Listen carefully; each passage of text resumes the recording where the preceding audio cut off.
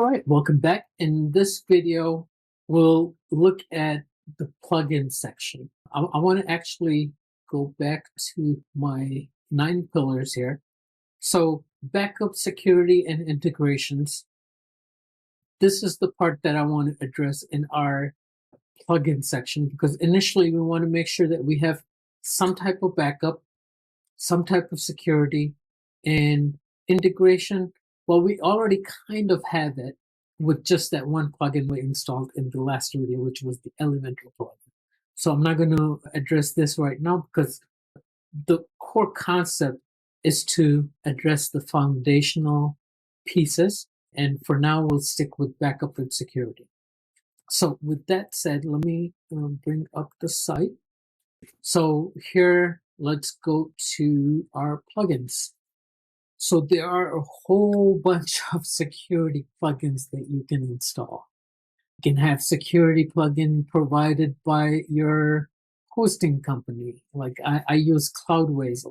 So Cloudways has a built-in security plugin they provide, which is very useful. But then you might have other plugins, free and paid, that will provide additional security. So your comfort level, how much is your business worth, how much of a risk taker you are, it all depends, right? So every person is at different stages of their business, and maybe they want to spend the money, maybe they don't want to spend the money. From my point of view, if you are putting any type of effort into your business, it makes no sense to not spend that $50. Majority of the plugins are right around $50 a year. If you are not paying that to secure your business, and that doesn't mean it's like 100% secure, you might still have issues, but at least you're minimizing your exposure. So free version versus a paid version, obviously you're going to get more from the paid version. So $50 for the whole year, to me, makes sense, because I don't want to put in months and months and months of effort into maintaining and building my business and my website, and then only to have it hacked. The better secured it is, that means the better secured my business is, right? So now with that said, let me just show you one plugin that I think you can start off with from the free version, and that's iTheme Security. Installing that. We'll configure all of these later. For now, I just want to say that this is one that is really good. It's got 1 million active installations, last updated a month ago. So from a security plugin, you want it to be active. And obviously, you want it to be updated regularly. And this just shows that quite a few people are using it. So overall, it's probably meeting the needs of a lot of people. Doesn't mean it's good, it just meets the need of a lot of people. Obviously, you have a whole bunch of other options as well.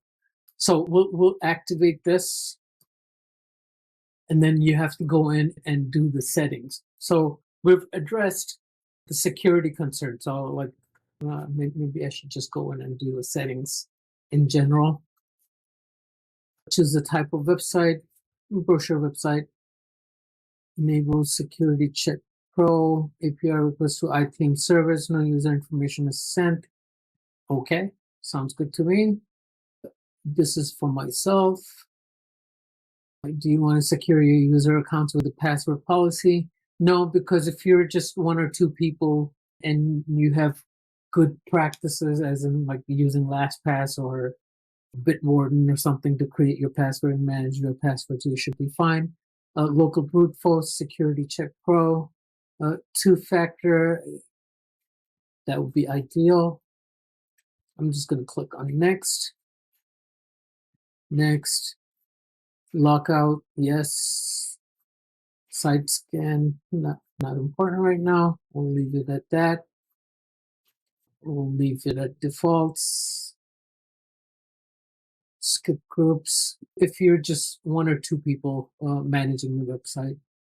Configure recommended. Next. Next,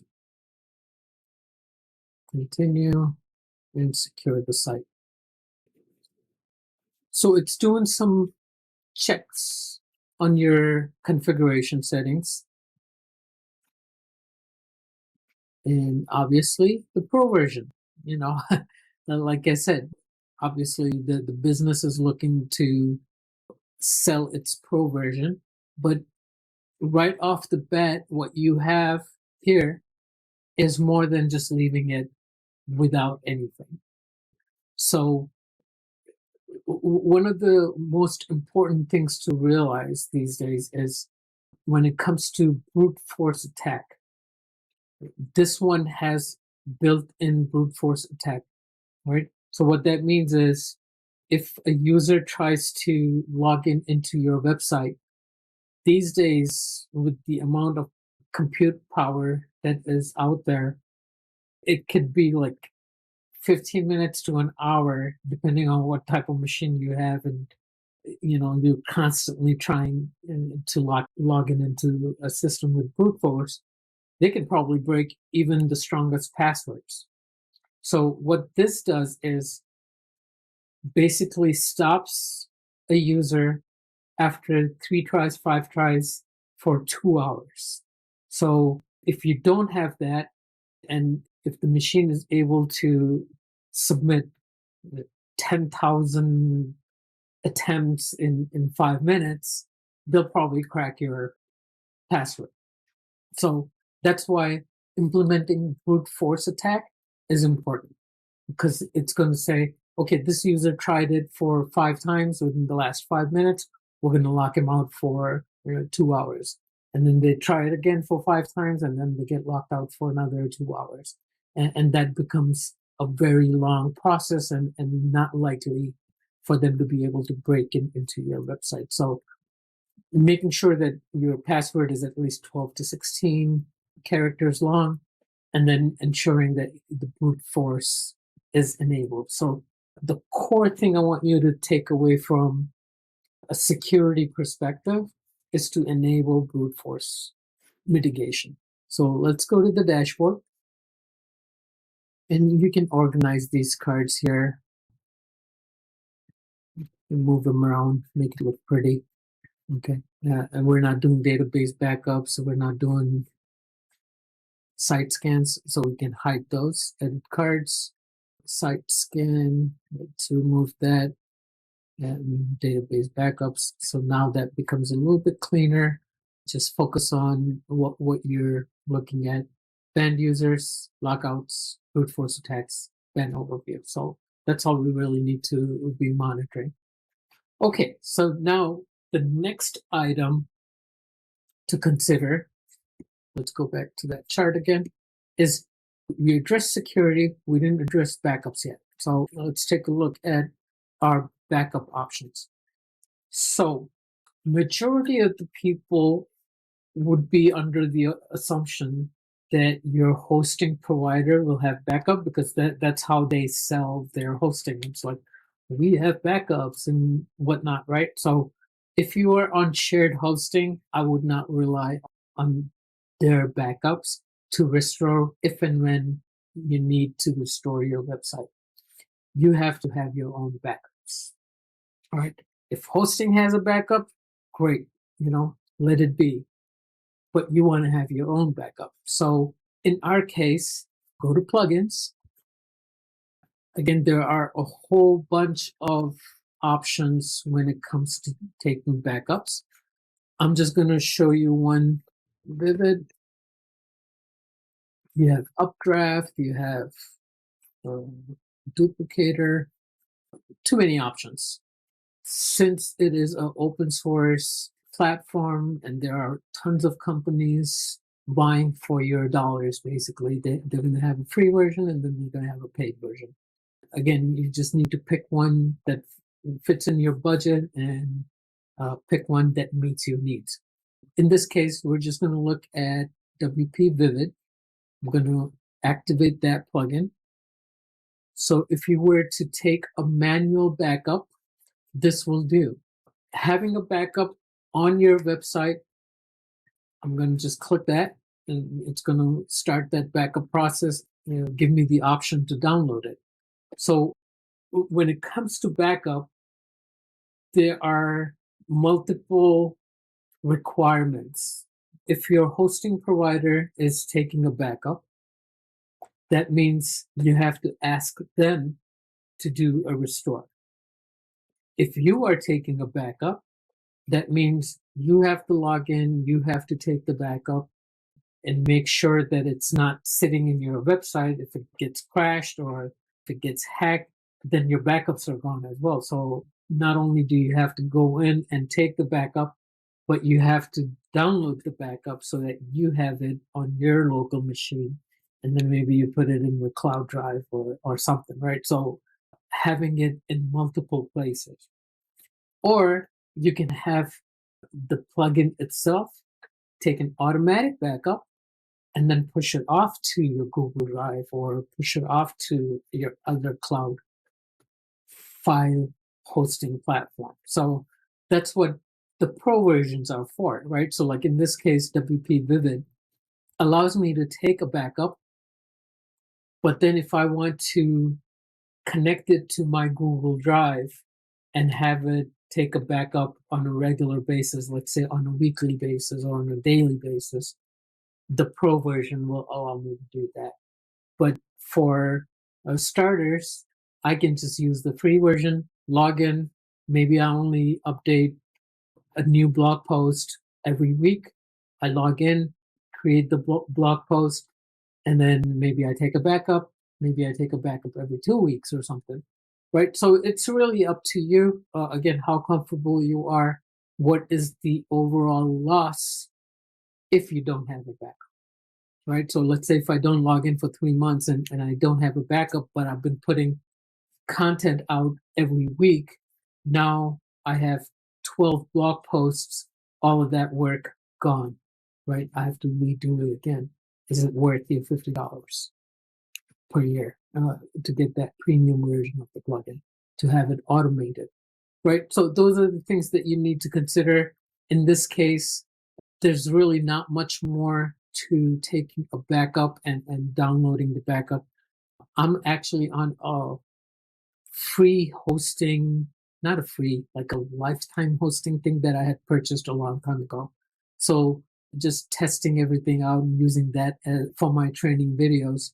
And this is taking way too long. So, that's what you get for a lifetime hosting account. I'm going to pause this real quick and then I'll come back when this is complete and I'll show you what that looks like. All right, so that backup just finished. So if you look at this option right here, here is the backup. I can just download it and launch a brand new website. Let's say this website got hacked. I can set up a brand new fresh installation, install the WP Vivid backup plugin, and then upload the backup that I have and restore it, and I would be back to this instance of that backup, right? So that's how that works. Again, on the pro version, you can send it to remote, you can send it to Dropbox, you can send it to Google, you can connect it to your other servers if you have it, and a whole bunch of other options. So let's look at our foundations. Backup is taken care of, security is taken care of. Let's look at integrations real quick. All right. I was telling you that when I installed the theme, the Hello theme from Elementor, we installed the Elementor plugin itself. So if I were to go to the settings for Elementor and you look at integrations that are available, Google Maps API, Advanced, and Experiments. So now, if you are planning on using Elementor and you want to design the header and the footer and just have more design options, again, you want to have the pro version of it. So once you install the pro version for your design needs, it will also have some integrations with email marketing platforms like MailChimp and ActiveCampaign and whatnot. So again, depending on your use case, that might be sufficient, right? But if one of those is not there, then you might have to get a different plugin and then take care of your integration.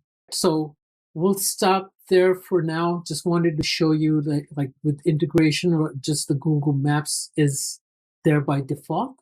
And then in the Pro version, you have a whole bunch of other options. If you like this video, please do hit that like button and subscribe to the channel. It really helps get the word out, grow this channel. And if you're finding value, that's one thing that I'm requesting you guys do to help me out here. Okay? All right. Talk to you soon. Bye-bye.